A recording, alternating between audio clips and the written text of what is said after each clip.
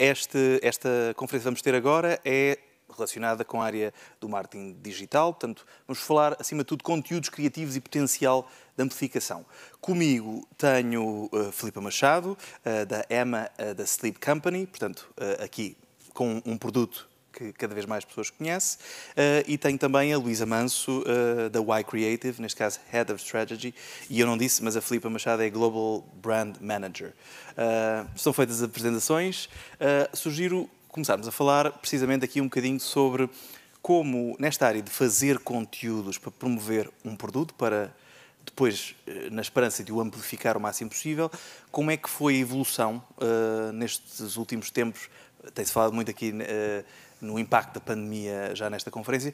Como é que foi a evolução que vocês fizeram para comunicar melhor o vosso produto? Ou seja, há uma componente de escolha de fazer histórias com o vosso produto? Como é que tem evoluído essa área na EMA? Eu diria que a pandemia foi um momento fulcral para a marca no geral e para os conteúdos em particular. Durante a pandemia houve uma visualização interna e uma repriorização e as pessoas efetivamente começaram a dar mais foco ao seu bem-estar e ao conforto que têm em casa. No caso da marca, isso levou a todo um reposicionamento. Começamos a focar-nos mais no dia e naquilo que o sono pode, que um bom sono pode levar a um bom dia, a mais energia, a mais foco. E depois isso teve então toda uma repercussão em termos de conteúdos. Portanto, todos os conteúdos que nós fizemos a partir do momento em que houve o reposicionamento e que o nosso lema começou a ser o desperta ao teu melhor, foi focado em 3 grandes pilares. A Sleep Expertise. Nós temos neurocientistas internos que conseguem ajudar as pessoas a dormir melhor, que foi um dos pontos que verificamos que era muito importante na pandemia e no geral. 2, esta visão então mais holística do bem-estar e de todas as atividades que as pessoas podem fazer depois de terem uma noite de sono bem dormida. E 3, efetivamente ajudar as pessoas a escolher melhor o produto e a perceber as diferenças entre eles. E, portanto, do ponto de vista de conteúdos, é uma forma de usar o produto em si, as suas características, os conselhos dos especialistas e comunicar isso, ou seja, fazer storytelling disso, não é? Exatamente, e todo o impacto positivo que isso pode ter na nossa vida em geral e não só na noite. Do ponto de vista de criação desses conteúdos, vocês fazem muitas coisas internamente, não é? Sim. Como é que trabalham os conteúdos? Ou seja, como é que os conteúdos são toldados, feitos para plataformas diferentes? Como é que fazem essa seleção? Com base nestes 3 tópicos, nós depois também vamos diferenciando um bocadinho quais é que podem ser os canais mais interessantes em termos de target de cada país, porque efetivamente eu estou numa equipa global que tem esta macrovisão e que depois tentamos fazer uma localização da estratégia global de marca e de conteúdos em particular, mais uma vez. No caso do UK, por exemplo, percebemos que havia uma grande necessidade e uma grande procura de conteúdos escritos. Obviamente que o vídeo é uma tendência global, obviamente que também fazemos isso e também queremos estar cada vez mais presentes nas redes sociais, mas nesse caso percebemos que era interessante ter um sítio editorial completamente extra-marca. Com mais informação? Mais ou menos blog, porque é externo à própria loja, mas que desse um conhecimento mais aprofundado. As pessoas procuravam um conhecimento mais aprofundado. E conselhos também, não? E conselhos, exatamente. Como resolver a minha situação. Portanto, focamos, nesse caso, nesses conteúdos escritos e sempre com a validação dos tais cientistas internos. Já vamos explorar um bocadinho mais precisamente algumas dessas soluções. Pegando aqui no exemplo da Y Creative, trabalham com várias empresas, portanto, têm aqui experiência de diferentes setores. Como é que foi também a evolução daquilo que os próprios clientes pediam, porque os seus clientes também tinham novos tipos de hábitos, se calhar até mais digitais do que antes. Como é que foi a evolução nesta questão de criar conteúdos para amplificar a marca, para chegar a mais gente? João, então, pegando aqui no tema também da pandemia e o que aconteceu aqui do lado das agências, e acredito que seja transversal a todas elas, foi de facto uma aceleração incrível deste processo de transição que as empresas tiveram que fazer, não é, à força, para irem ao encontro dos seus clientes. Trabalhamos muitas empresas, muitas marcas em muitos setores, com desafios muito dispares, e o que é que nós estamos a assistir? A uma omnicanalidade que é cada vez mais elástica, é cada vez maior, não é? As marcas estão... Nas vendas, ou não só nas vendas, mas também nas plataformas onde se comunica? Nas plataformas onde se comunica, ou seja, nós vamos desde um site a uma aplicação mobile, se existir, a redes sociais, a blogs, e tratar este conteúdo e criar este conteúdo de forma transversal, mas única para cada um destes canais, é aí que está o segredo. Indo um bocadinho mais à frente, não só criá-lo, mas criá-lo de forma diferenciada e para cada um de nós, porque cada um de nós quer receber cada vez mais o conteúdo que lhe interessa, não é? Portanto, trabalhar esta personalização, que é cada vez mais uma hiperpersonalização, é um desafio que hoje em dia temos claramente em mãos. O conteúdo, a forma como o conteúdo é criado, e olhando, por exemplo, aqui mais para áreas de redes sociais, antigamente, enfim, é uma das áreas que tem crescido mais, foi também uma das áreas que mais cresceu dentro da agência durante a pandemia. Passou de ser, não é, que o social media manager apoiado por um designer com um banco de imagens para fazer, não é, um posting plan, evoluiu muito. Hoje em dia somos content creators à série, não é? Temos videógrafos, temos fotógrafos, temos um estúdio e por isso o conteúdo que criamos procuramos que seja único e é assim que trabalhamos ao lado dos nossos clientes. Na Creative temos uma particularidade. Portanto, nós trabalhamos toda a componente de comunicação, toda a componente de branding, design, content, como é evidente, user experience e desenvolvimento de plataformas, mas temos uma singularidade que é o facto de pertencermos ao iGroup, não é? Que é um ecossistema muito maior, que junta a este eixo da criatividade toda a componente de desenvolvimento do produto, de data e mídia, e então quando nós começamos em cima desta necessidade de construir conteúdos únicos, a trazer o que os dados nos dizem, não é? É mágico. Há pouco falava-se em data-driven content e é cada vez mais uma necessidade. Desafio para a tecnologia, fazê-lo da forma mais automatizada possível. É muito também isso que os clientes cada vez mais nos pedem, porque se nós estivermos a construir criatividade e mensagens uma a uma, é fácil perceber que é um caminho sem fim se o fizermos de forma manual, como é evidente. Custa mais dinheiro, dá mais trabalho, portanto, há todo esse lado mais complexo. Exatamente. Do ponto de vista daquilo que são as implementações, ou seja, a seleção de plataformas, vocês como é que, no caso da EMA, como é que escolhem não só as plataformas, mas como é que adaptam os conteúdos? Falávamos há pouco dos blogs, os blogs, ou melhor, não é bem um blog, mas uma informação mais detalhada. Isso é uma coisa muito adaptada ao vosso negócio. Depois, como é que transporta uma mensagem mais complexa para uma mensagem mais simples que as redes sociais muitas vezes preferem? Sim. Eu concordo plenamente com o que a Luísa estava a dizer da omnicanalidade. Efetivamente, ter um conteúdo num sítio só, sem depois o espalhar e adaptar a forma como o espalhamos a cada canal e ao que as necessidades de cada canal e o que as pessoas esperam ouvir em cada canal é, sem dúvida, fulcral. Portanto, o que nós procuramos muitas vezes é três coisas. Perceber quais são as tendências de mercado e muitas vezes ter acesso direto às plataformas e falar com o Google, falar com o TikTok, falar com o Instagram e perceber exatamente quais são também os insights que eles nos podem dar em termos de utilização, quais são os formatos que estão a performar melhor. Os dados falávamos há pouco. Os dados, sem dúvida. E há um certo, às vezes, feedback direto, mas não só, ou seja, esses dados, essas plataformas são dados indiretos, mas dados dos clientes, não é? Dados dos clientes, sim. E muitas vezes esse feedback, obviamente que toda a parte da analytics, toda a parte destes dados das plataformas é essencial, mas muitas vezes até o procuramos offline. O que nós temos feito durante estes meses, por exemplo, foi um trabalho intensivo para aumentar o nosso conhecimento sobre o consumidor.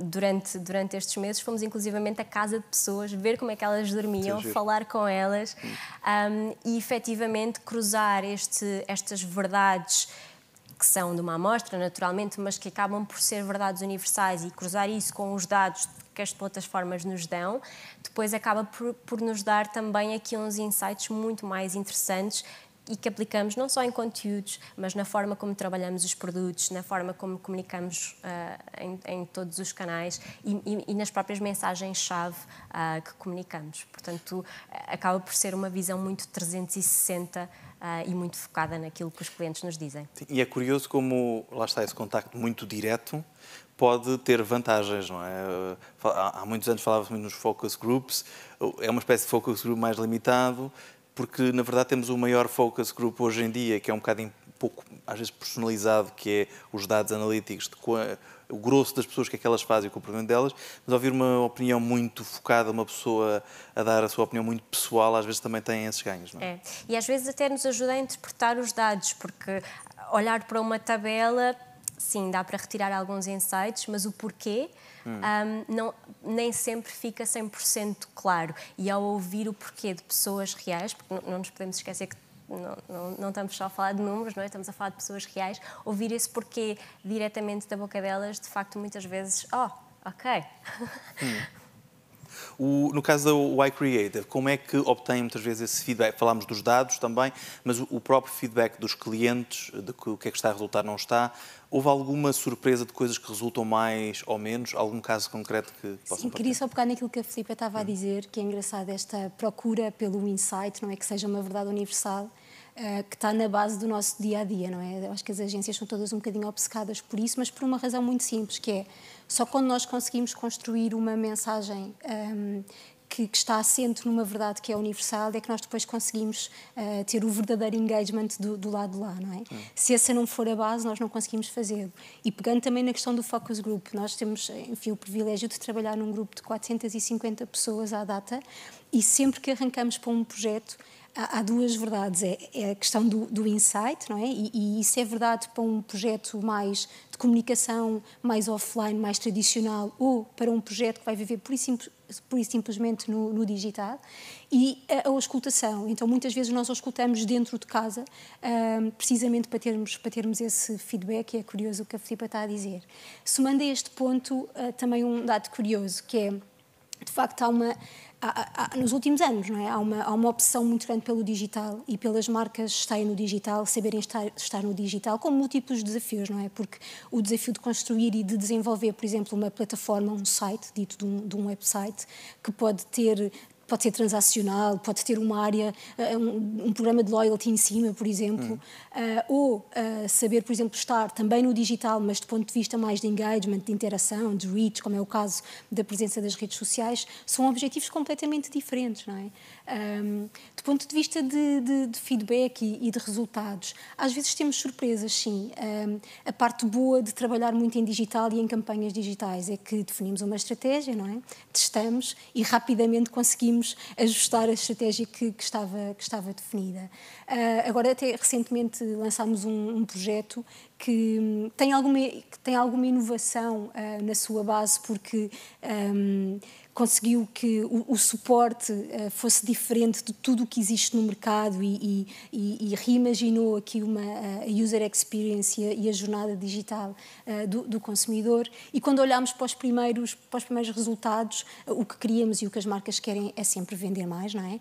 E foi curioso ver que tínhamos muito tempo de interação na plataforma e não tínhamos muitas vendas.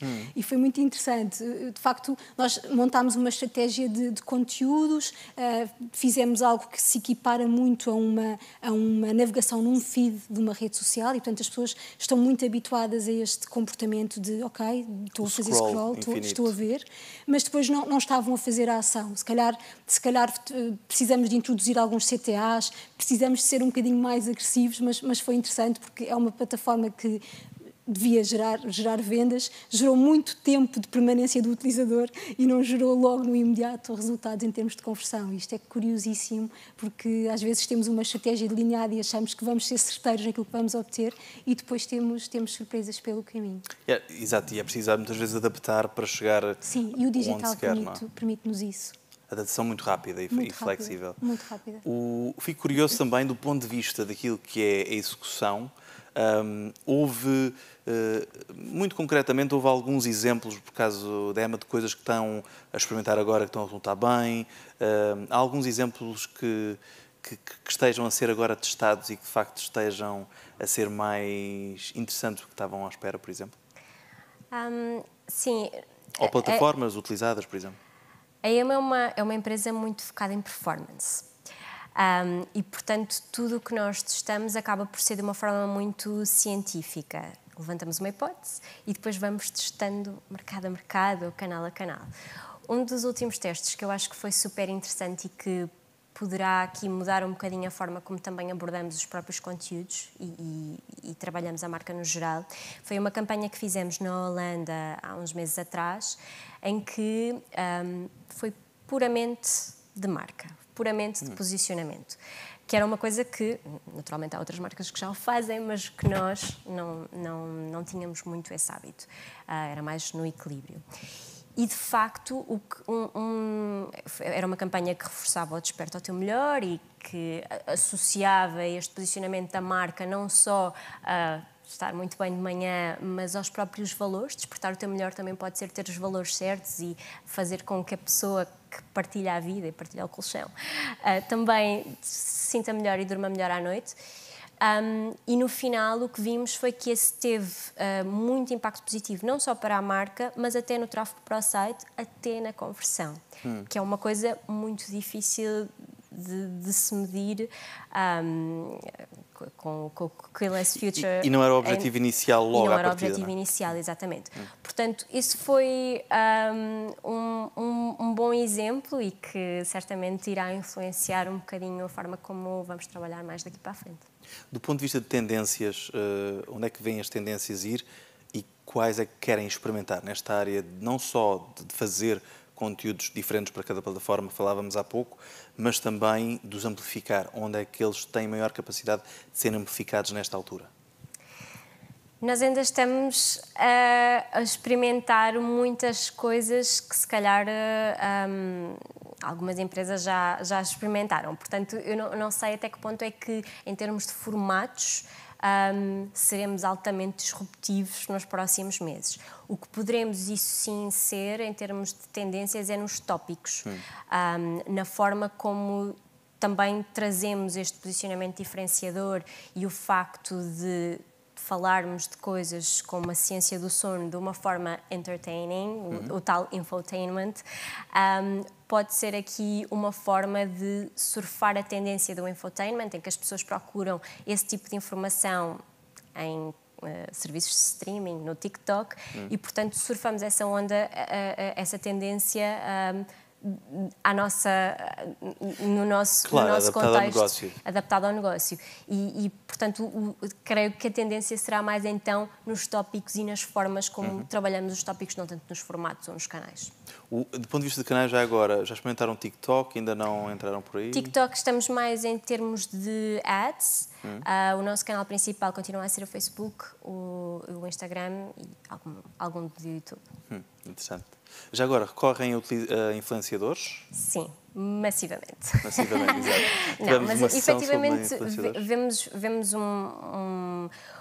muitos benefícios em termos de negócio, das parcerias que fazemos com influenciadores. Também isso, estamos a trabalhar para que essa relação que queremos com os influenciadores seja cada vez mais natural e cada vez mais focada nas mensagens adicionais que podemos dar às pessoas. Não queremos que os influenciadores sejam só um sítio onde as pessoas vão buscar o código de desconto, não é? Okay. Gostávamos que houvesse aqui mais valor, mais mensagens para além para além disso. E, portanto, também é aqui um trabalho que temos feito nos últimos tempos e que, certo, sem dúvida, que iremos evoluir ainda mais, mas é um canal mesmo muito importante para nós em termos de impacto de marca e impacto para o negócio. Claro.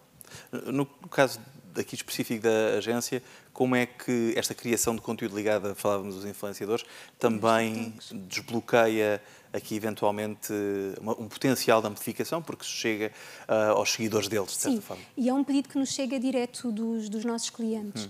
Muitas vezes é uma recomendação, quando falamos precisamente do TikTok, ou seja, nós em Portugal, as marcas ainda não estão a trabalhar a sua presença, que começa e acaba nela e que não passa por um influencer para estar no TikTok, e portanto acho que está aqui um belíssimo também desafio para as agências que têm essa obrigação também de resolver esses temas para os seus clientes.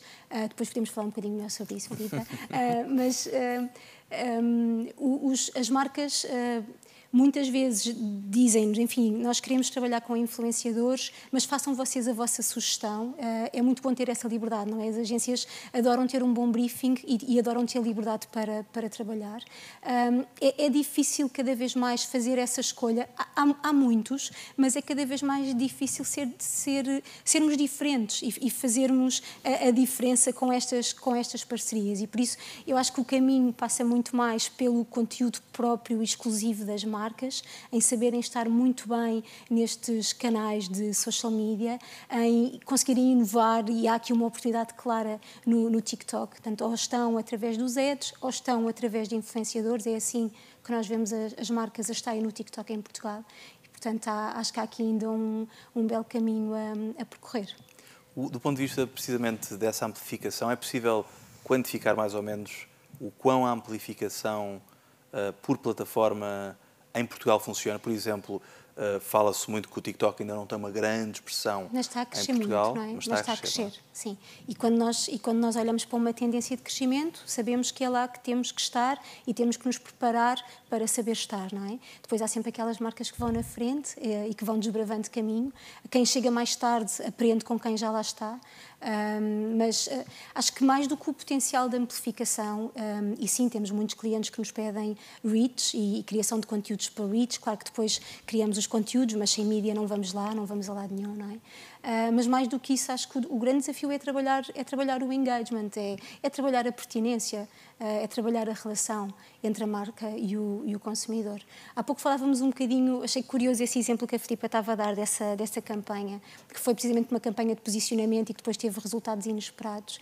Sinto também que as marcas elas não querem ser encaradas como marcas digitais, no sentido em que o digital pode ser sinónimo de frieza, de afastamento, de falta de humanidade. Ou seja, as marcas cada vez mais nos pedem para estar muito bem no digital, desenhar muito boas jornadas, trabalhar muito bem este customer experience, mas querem ser percepcionadas como marcas muito humanas, ok? Portanto, se calhar o chatbot, como há uns anos atrás, que era encarado como algo que poderia resolver de caras, não é? A ausência de um humano do outro lado, hoje em dia já suscita algumas dúvidas. O que as marcas querem, de facto, é, no momento em que alguém quer interagir comigo, seja porque tem um problema, seja porque quer perguntar alguma coisa ou porque quer comprar, nós temos que conseguir estar do outro lado.